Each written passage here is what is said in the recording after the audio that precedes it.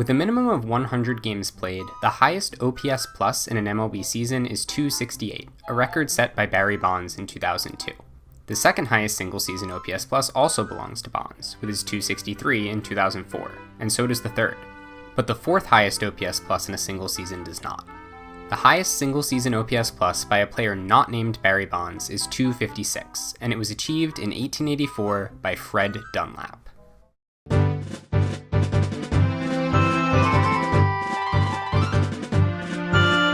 Dunlap's 1884 season sandwiches him between 3 Bonds seasons and 3 Babe Ruth seasons on the single-season OPS plus leaderboard. The top 12 seasons in OPS plus, with a minimum of 100 games played, consists of 5 Babe Ruth seasons, 4 Barry Bonds seasons, 2 Ted Williams seasons, and 1 Fred Dunlap season. Fred Dunlap put up Road to the Show on rookie mode numbers in 1884.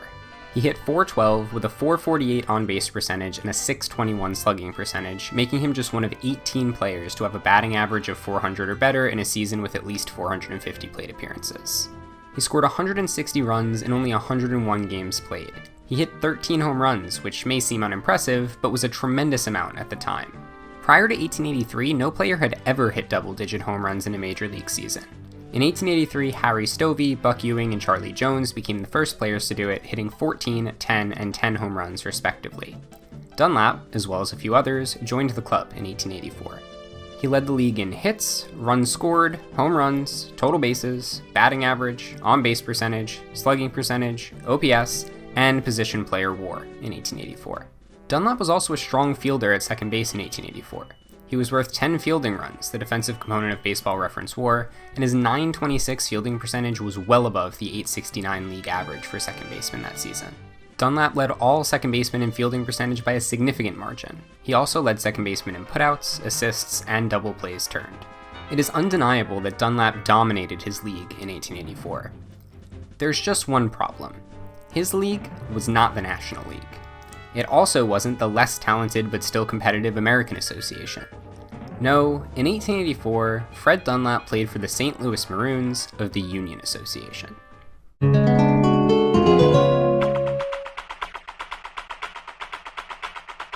The first official major league in baseball was the National Association of Professional Baseball Players, established in 1871. In 1876, the National League replaced the National Association and remained baseball's only major league until 1882, when the American Association was formed. While the American Association was a competitor to the National League, the two leagues were able to coexist pretty peacefully. In 1882, there were National League teams in Chicago, Boston, Detroit, Cleveland, Buffalo, Providence, Worcester, and Troy. The American Association left those areas alone, instead opting to put teams in cities that were lacking them at the time: Philadelphia, Baltimore, St. Louis, Cincinnati, Louisville, and Allegheny City, which is now a part of Pittsburgh. Additionally, American Association teams didn't try to poach players from the National League for their inaugural season. Most players that played in the AA in 1882 were players that couldn't find a contract in the NL. The two leagues also had an agreement that the teams in their leagues could have a list of reserve players that no other teams could sign. These reserve players didn't have contracts, but they were considered off-limits except for the teams that had reserved them. I'm pretty sure in the modern day we would call this collusion and a lawsuit waiting to happen, but the 1800s weren't exactly known for their robust labor laws. Although the American Association was certainly weaker than the National League at first, it grew to become a true competitor to the National League. The first World Series was held in 1884 between the champions of the National League and the champions of the American Association. It was a 3-game series, and Old Hoss Radbourn led the National League's Providence Grays to a sweep over the American Association's New York Metropolitans. In 1885, however, the World Series, now a 7-game exhibition between the champions of the two leagues, was much closer, and actually ended in a tie between the National League's Chicago White Stockings and the American Association's St. Louis Browns. Then, in 1886, the American Association officially overcame their little brother status, as the Browns beat the White Stockings 4-2 in a rematch of the 1885 series. The White Stockings team that they beat featured Hall of Famers Cap Anson, King Kelly, and John Clarkson, as well as should-be Hall of Famer Jim McCormick. A National League team would win 3 of the final 4 World Series played between the NL and the AA, with the final World Series between the two leagues ending in a tie, but all of the series were competitive. The National League was the stronger league, but the American Association was not far behind, and deserves its status as a major league. But the National League and the American Association were not the only two major leagues in the 1880s. If there can be 2 major leagues, why not 3? Thought a group of former baseball players and executives in 1883. So they made a 3rd league, the Union Association. At the head of the Union Association's founding was Henry Lucas, who would become the league's president. Lucas was old money rich, as he came from an extremely wealthy St. Louis family. Everyone involved in the establishment of the Union Association had their own motivations for doing so. For some it was money, for others disdain for the existing leagues, but for Lucas, his motivation was that he wanted to own a baseball team specifically in St. Louis, but the existing leagues were standing in his way. There was already a St. Louis team in the American Association, and the National League and American Association had an agreement to respect each other's territories and not put teams in cities that the other league occupied. Except for 1883 for some reason, when the National League added a team in Philadelphia despite the American Association already having one, and both leagues added a team in New York. Regardless, they wouldn't let Lucas have his St. Louis team, so he used his extraordinary wealth to create his own league that would not have any agreements with the other leagues and would not respect their territories, so that no one else could tell him no.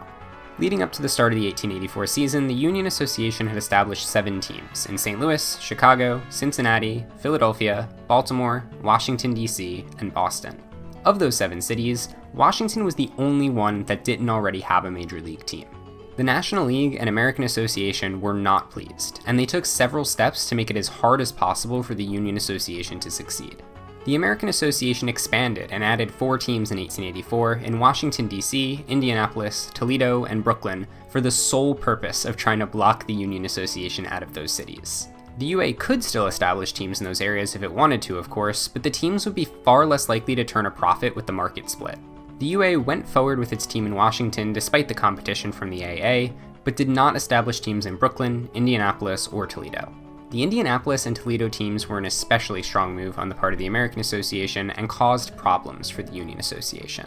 You see, the Union Association was in need of an 8th team, but they couldn't add a team just anywhere. The 8th team needed to be in a western city. And when I say western, I don't actually mean western, because most of the actual western states weren't states yet. Western essentially means somewhere in the region that we now call the Midwest. The fastest mode of transportation in 1884 was the railroad, which moved at a whopping 20 miles per hour in most cases. It would take multiple days for teams to travel from New York to Chicago, for example. Eastern teams and Western teams could not constantly travel back and forth the way that they do in the modern day. Because of this, the schedule would be split into sections.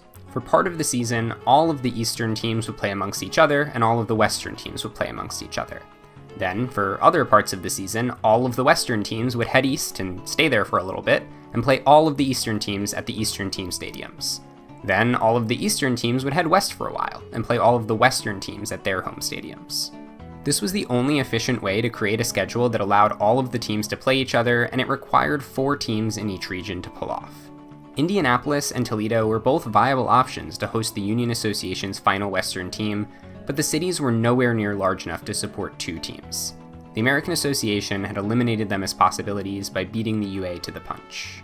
Pittsburgh was another potential option for the 8th team, and was initially planned as a site for a UA team, but the American Association thwarted the UA's efforts once again, as its Allegheny City team, who would later become the Pittsburgh Pirates, rented out all of the baseball fields in the Pittsburgh area, leaving a potential UA team with nowhere to play. Out of options, the Union Association finally settled on Altoona, Pennsylvania as the location for their 8th team. The 1880 United States Census reported a population of 19,710 people in Altoona, making it by far the least populated city to have a Major League Baseball team at the start of the 1884 season. The next least populous MLB city was Toledo, which had just over 50,000 people. Toledo was the 35th most populous city in the US at the time of the 1880 census. Altoona did not crack the top 100. In addition to not respecting the territories of the National League and American Association, the Union Association also did not recognize their reserve lists. UA teams actively tried to sign NL and AA reserve players. The NL and AA fought against this practice as well, of course. Both leagues passed a joint resolution permanently banning any player that left the NL or AA to play in the UA. Despite the threats from the NL and AA, some players did still jump ship to a Union Association team, but not nearly as many as the UA had hoped. Many players did, however, use the UA as a bargaining tool to get off of the reserve list and get an actual contract with an NL or AA team. The result was a league mostly made up of players that were not good enough to play in either of the other major leagues, with the occasional legitimate major league talent sprinkled in. Of the NL and AA players that were convinced to make the switch to the Union Association, most of them joined Lucas's St. Louis team, as he had the most money of the UA team owners and was able to offer the largest contracts. According to Baseball Reference, Fred Dunlap was paid $3,600 for the 1884 season, which is the equivalent of about $115,000 today. By contrast, the highest paid player in the National League in 1884 was Buck Ewing, who was paid only $3,100.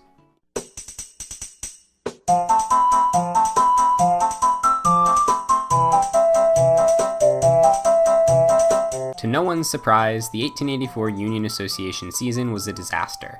The league started and ended with 8 teams, but a total of 12 teams played in the Union Association in 1884. None of the 12 teams played the same number of games as any other team. The Maroons played 113 games, which was the most of the bunch. The Washington Nationals were the only other team to play at least the 112 games that were originally scheduled. 7 teams played fewer than 100 games, and the St. Paul Whitecaps didn't even break double digits.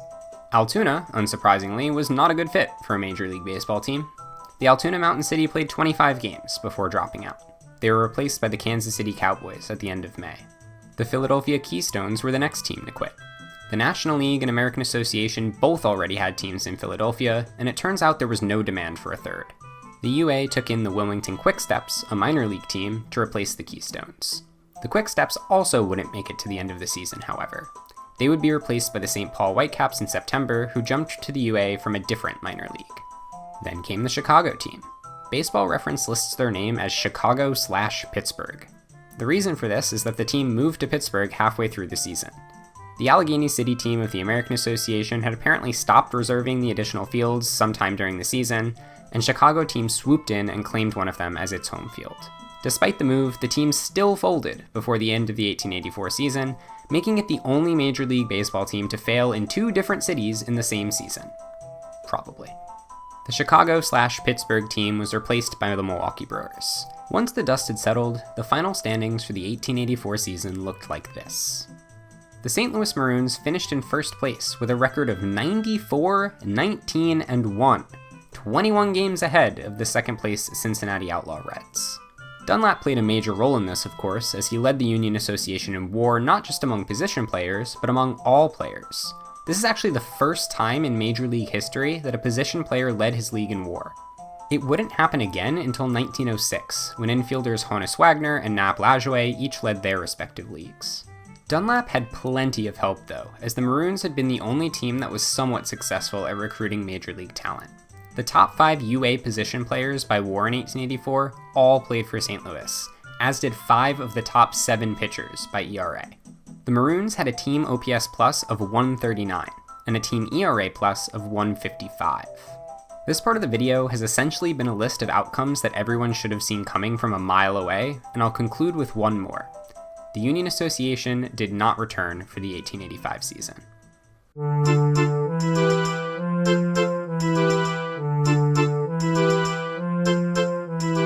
Despite only existing for one season, having a complete lack of competitive balance among teams, and adding literal minor league teams into the league during the season to replace teams that went bankrupt, the Union Association is officially considered to be a major league.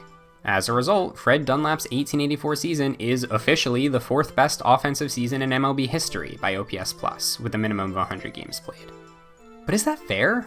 Was Dunlap playing against the highest level of competition in 1884, like his contemporaries in the National League and American Association?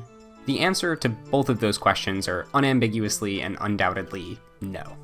The most obvious evidence is the stark contrast between the Union Association players' stats in 1884 and their stats in other leagues before and after. For example, Orator Schaefer had a 201 OPS plus with the St. Louis Maroons in 1884, but he had just a 103 OPS plus with the Buffalo Bisons of the National League in 1883, and a 67 OPS plus in 69 National League games and 2 American Association games in 1885. Perhaps the more striking evidence of the Union Association's inferiority, though, can be found by looking at the players that played in multiple leagues in 1884. Buttercup Dickerson played 46 games for the St. Louis Maroons in 1884, but he also played 21 games in the American Association with the Louisville Eclipse and the Baltimore Orioles. He hit 190 in the American Association with a 91 OPS plus. That very same season, He hit .365 in the Union Association, with a 180 OPS+. A similar trend can be found when looking at pitcher Doopy Shaw. Shaw pitched 227 and 2/3 innings for the Detroit Wolverines of the National League and 315 and 2/3 innings for the Boston Reds of the Union Association in 1884. He had a 94 ERA+ in the NL, but a 171 ERA+ in the UA.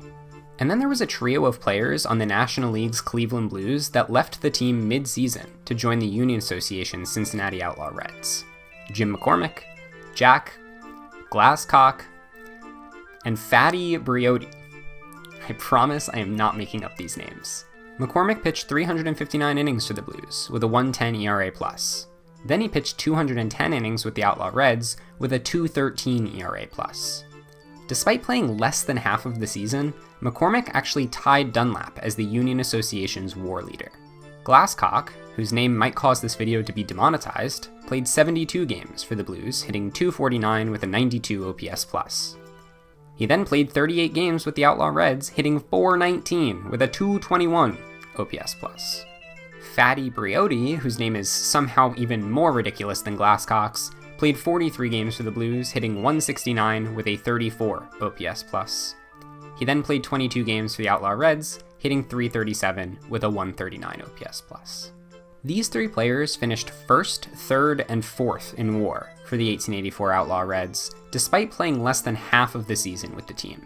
I wasn't able to find the exact date that they joined the team, but if we assume that Glasscock played every game for the rest of the season after signing with Cincinnati, his 38 games played would suggest that he, Briotti, and McCormick joined the team on August 19th. Prior to August 19th, the Outlaw Reds had a 38-29 record. From August 19th to the end of the season, the Outlaw Reds went 31-7.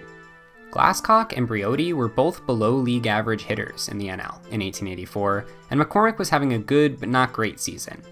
In the Union Association, though, they dominated.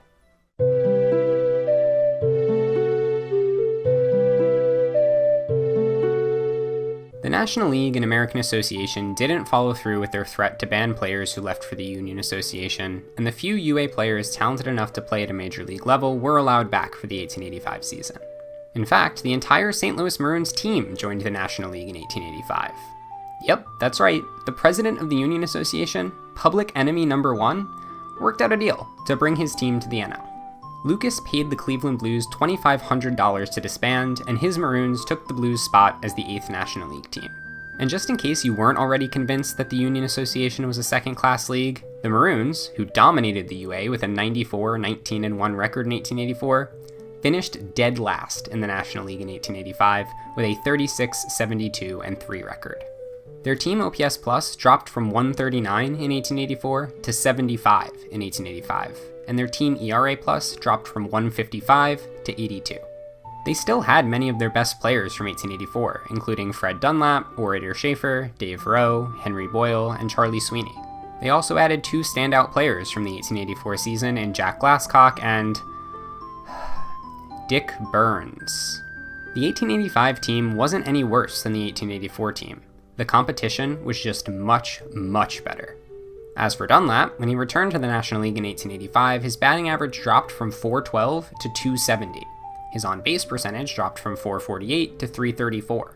His slugging percentage dropped from .621 to .333, and his OPS Plus dropped from .256 to .119.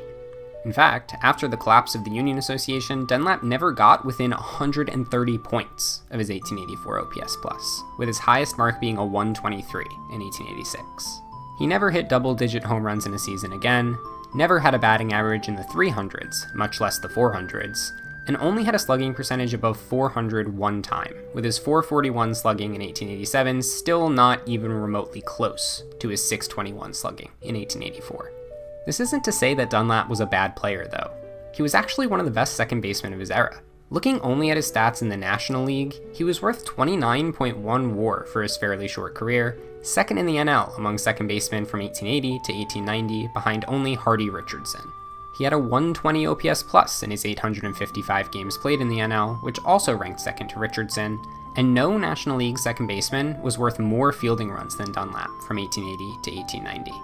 Fred Dunlap's 1884 numbers should be taken with a massive pile of salt. The They were the result of him playing in a weak league that, frankly, has no business being called a major league. But he was the best player in that league, and he was one of only a few Union Association players to be productive in a true major league both before and after 1884.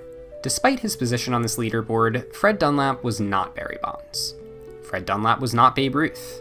But he was no scrub either, which is why he was able to dominate the scrubs he played with in 1884.